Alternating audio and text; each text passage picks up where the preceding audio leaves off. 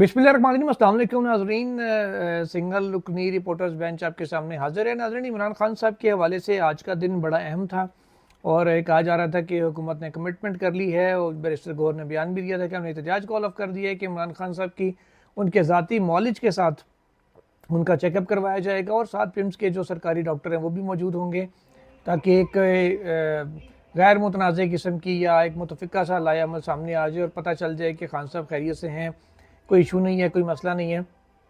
उस मुलाकात के वाले से अपडेट है वो भी आपसे शेयर करेंगे और थोड़े से मामलात आईनी अदालत की जानिब हैं उस पर भी बात होगी और उससे बढ़कर SCO कॉन्फ्रेंस के जो साइड इफ़ेक्ट्स आ रहे हैं ज़रा इसके ऊपर भी बात करेंगे। पहले इसके ऊपर आते हैं।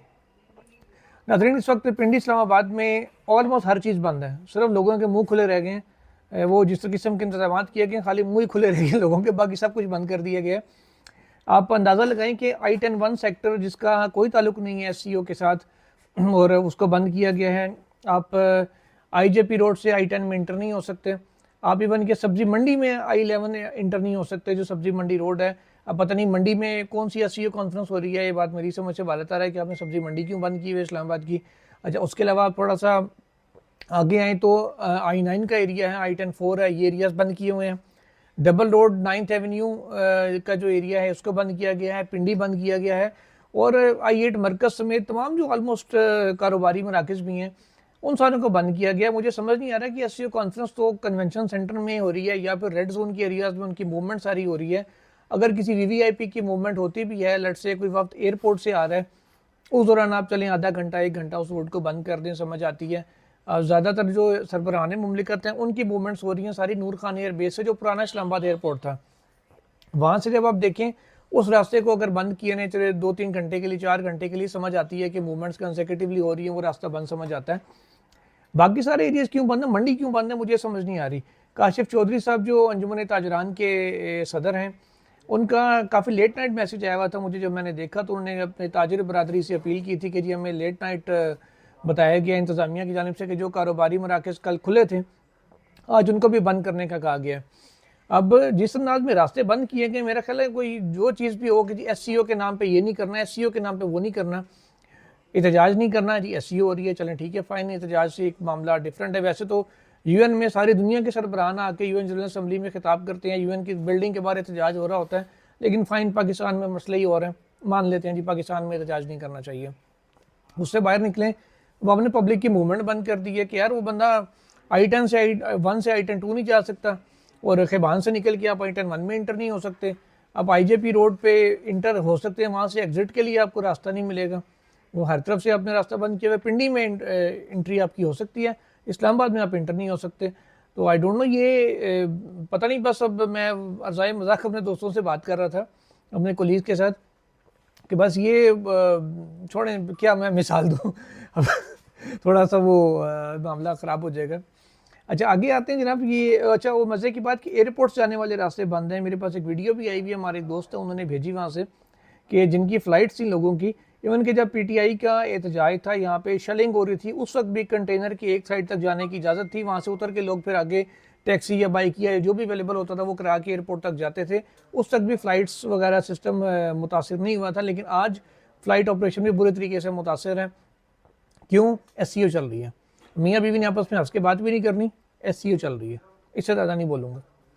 अच्छा, आगे आए तो नाजरीन फिर आइनी तरमीम के वाले से बात है। आइनी तरमीम के ऊपर मामला ये है कि जो इजलास 18 तारीख को बुलाया जाना था कौमी असम्बली का, उसको कर दिया गया है जल्दी, वो अब हो रहा है 17 को। और 17 को जो इजलास बुलाया गया था पार्लिमानी कमेटी का, जो जिसमें तमाम जमातें अपने अपने मुसवदे पेश कर रही हैं और उसमें डेलिब्रेशन हो रही हैं कि क्या चीज़ मुसवदे में डाली जाए, क्या चीज़ निकाली जाए, और उसका इजलास जो 17 को एक्सपेक्टेड था वो अब हो गया कल, और कल उसका टाइम कर दिया गया है शाम 4 बजे। अब ये एक दिन जल्दी क्यों आया? क्या हुकूमत के पास नंबर पूरे हो गए हैं? तो नंबर्स के वाले से कुछ अभी तक मामला डामाडोली है, क्योंकि मौलाना साहब अभी तक एग्री नहीं हुए नंबर गेम के ऊपर पूरे तरीके से। लेकिन 18 तारीख को क्योंकि सानिया कारसाज था, जब बेनज़ीर भुट्टो वापस आई थी पाकिस्तान 2007 में, तो कारसाज में कराची के में कारसाज के मकाम पर ब्लास्ट हुआ था जिसमें सैकड़ों अफराद शहीद हुए थे, और वो उस सानिया की बरसी है। तो बिलावल भुट्टो और पीपल्स पार्टी के तमाम अरकान कौमी असम्बली होंगे, सेनेटर्स होंगे, MPs होंगे, पूरी की पूरी सिंध हुकूमत, सिंध की मशीनरी सारी होगी उस जलसे के ऊपर, जहाँ वो अपना खिताब भी करेंगे। वैसे तो जगह जगह वो आइनी तरमीम कह रहे हैं और कायद आज़म से भी आइनी तरमीम को, आइनी अदालत को मनसूब कर रहे हैं। वैसे कायद आज़म का विजन के तो हम सारी मुतरिफ हैं। जो उन्होंने बातें भारत के वाले से कही थी, हिंदुओं के वाले से कही थी, कि ये दो जो इंतहा पसंद हिंदुओं के वाले से, ओवरऑल नहीं, क्योंकि हिंदू कम्युनिटी पाकिस्तान में भी बसती है, बड़े मुहब्बे वतन पाकिस्तानी हैं वो भी। उन्होंने ओवरऑल कहा था कि दो कम्युनिटीज़ एक साथ नहीं रह सकती बड़े सगीर में, इसलिए अलग वतन चाहिए, ये कायद आज़म का कहना था। लेकिन कायद आज़म का विजन इस हद तक भी था कि मुस्तकबिल में एक चीफ जस्टिस आएगा, उसका जाने को दिल नहीं करेगा, और एक जुल्फ़िकार भुट्टो होंगे, उनका एक नवासा होगा, उनका बड़े शदीद किस्म का अचानक से मिसाक जमहूरियत 18 साल बाद याद आ जाएगा कि अभी के अभी करना, इतनी ज़ोर से आई होगी आइनी अदालत कि वो किए बगैर उनका गुजारा नहीं हो रहा होगा। तो ये वैसे कायद आज़म का विजन नहीं था। जो कायद आज़म आइनी अदालत की बात कर रहे थे नाज़रीन, वो पाकिस्तान बनने से पहले की थी। वो किस अंदाज में थी? वो इस तरह थी कि जो लोकल तनाज़ात होते थे ना, उनके तो डिस्प्यूट्स के सेटलमेंट तो गोरे जज कर देते थे, जो 3 महीने की छुट्टी लेके जाते भी थे। जो कोई कॉन्स्टिट्यूशनल प्रॉब्लम आता था तो पूरे बरसगीर में, इंडिया में, पाकिस्तान, बांग्लादेश, जो तीनों पहले एक ही होते थे ऑल इंडिया में, उस वक्त कोई ऐसी हाई कोर्ट या कॉन्स्टिट्यूशनल कोर्ट किसी का अथॉरिटी नहीं थी जो किसी कॉन्स्टिट्यूशनल इंटरप्रटेशन के ऊपर मामला आए तो उसके ऊपर केस सुन सके। किसी को दायरा इख्तियार नहीं था, उसके लिए आपको इंग्लैंड जाना पड़ता था। वहाँ पे इंग्लैंड में उन केसेस की समाअत होती। तो कायद आज़म ने कहा था कि पाकिस्तान में यहाँ पे हम एक आइनी अदालत बनाएंगे।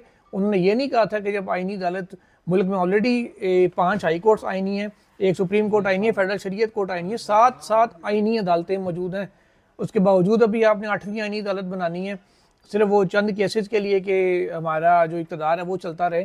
तो बड़ी समझ से बालातर बात है कि करोड़ों अरबों रुपये आप लगा देंगे बिल्डिंग में, बिल्डिंग बनेगी, ज़ाहिर जजेस होंगे, अमला होगा, फिर उनके प्रोटोकॉल्स होंगे, सिक्योरिटी उनके लिए अलग लगेगी, बिल्डिंग का निज़ाम भी किसी ने संभालना है, उसका बजट अप्रूव होगा। अरबों रुपए का ये प्रोजेक्ट है, लेकिन बड़ी ज़ोर से क्योंकि हुकूमत को और उसके इत्तेहादियों को आया हुआ है, तो देखते हैं वो इसमें कामयाब होते हैं कि नहीं होते। अलबत्ता इजलास अब 17 को बुला लिया गया है और 17 को ही काबीना का मीटिंग भी है। काबीना मंजूरी देगी मुसवदे की, जिसके बाद वो मुसवदा फिर पार्लियामान में पेश किया जाएगा। 4 बजे कौमी असम्बली का और 5 बजे सेनेट का इजलास बुलाया गया है, जो ताज़ा तरीन इतलात है उनके मुताबिक।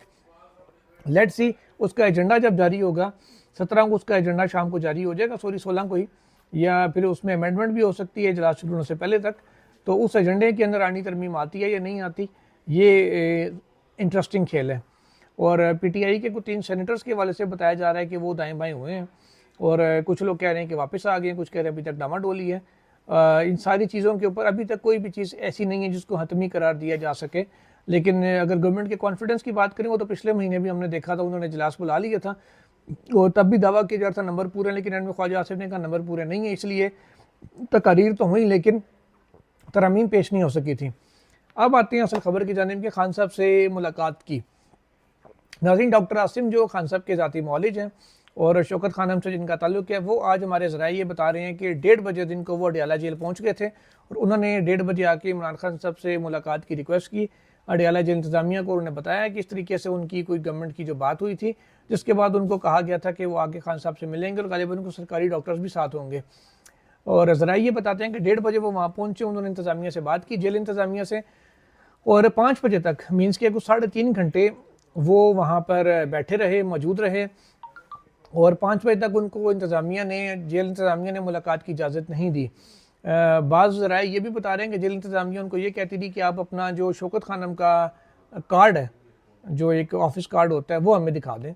अब doctor Asim is one of the top guns in Shaukat Khanum, तो उनके पास पता नहीं कार्ड, ये मेरे जैसा कोई बंदा होना तो वो कार्ड रखता है, या जिस जगह डेली हम जाते हैं हमें भी कार्ड कोई नहीं पूछता होता।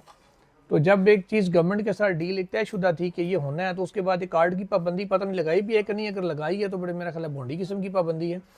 या तो उसको वेरीफाई कर लेते हैं गौर से, किसी तरीके की चेक कर लें, यही है डॉक्टर आसिम जो जाना चाह रहे हैं। डॉक्टर आसिम पहले भी जाते रहे जेल इंतज़ामिया को पता, लेकिन बहाना ही मकसद करना था और PTI के साथ हाथ करना था। जो गोली उनको करानी थी वो करा दी गई कि एहतजाज भी ना हो और खान साहब से ना मुलाकात हो, ना उनका चेकअप हो। और ज़रा ये भी बता रहे हैं कि सरकारी डॉक्टर तो आए ही नहीं थे। इतला ये हो सकता है कि आए हों, कहीं साइड पे बैठे हों या अंदर कहीं हों। डॉक्टर आसिम से अलबत्ता किसी सरकारी डॉक्टर की मुलाकात नहीं हुई, जो हमें PTI के ज़राए से पता चला है। तो खान साहब के साथ अब मुलाकात आई रहे। फिर जो अब कल का दिन आखिरी है और पीटीआई के अंदर अभी तक एक तशवीश पाई जा रही है कि अब इसका लायामल क्या इख्तियार करना है।